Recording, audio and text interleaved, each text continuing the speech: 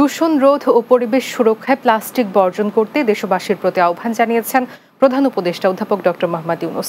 তিনি বলেন, প্লাস্টিক পরিবেশের বিষ, এখনই সময় এটাকে প্রতিহত করার।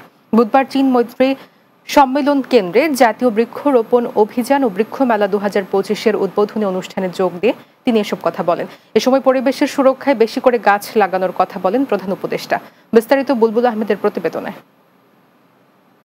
বুধবার সকালে রাজধানীর আগারগাঁওয়ে বাংলাদেশ চীন মৈত্রী সম্মেলন কেন্দ্রে বিশ্ব পরিবেশ দিবস ও পরিবেশ মেলা 2025 এবং জাতীয় বৃক্ষরোপণ অভিযান ও বৃক্ষ মেলা 2025-এর উদ্বোধনী অনুষ্ঠানে যোগ দেন প্রধান উপদেষ্টা অধ্যাপক ডক্টর মোহাম্মদ ইউনূস। পৃথিবীর সর্বনাশের জন্য অনুষ্ঠানের সূচনা বক্তৃতায় প্লাস্টিকের ক্ষতিকর দিক নিয়ে কথা বলেন প্রধান উপদেষ্টা। জানান, প্লাস্টিক পরিবেশের জন্য বড় হুমকি হয়ে উঠেছে।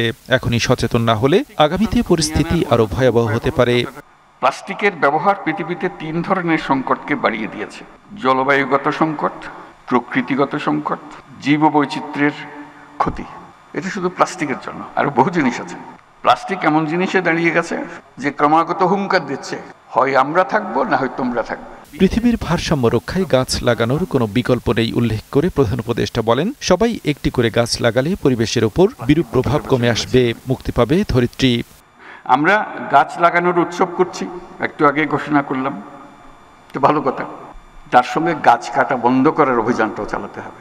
একটা গাছ তৈরি হয়ে আসতে একটা প্রক্রিয়ার মাধ্যমে বছরের পর যাকে তৈরি হতে হয়েছে, আমরা মুহূর্তের একটা সিদ্ধান্তে এটাকে কেটে ফেলছি অবলীলাক্রমে। পরে অনুষ্ঠানস্থলে একটি সোনালু গাছ লাগিয়ে বৃক্ষরোপণ অভিযানের উদ্বোধন করেন প্রধান উপদেষ্টা অধ্যাপক ডক্টর মোহাম্মদ ইউনূস। বুলবুল আহমেদ, বাংলা টিভি, ঢাকা।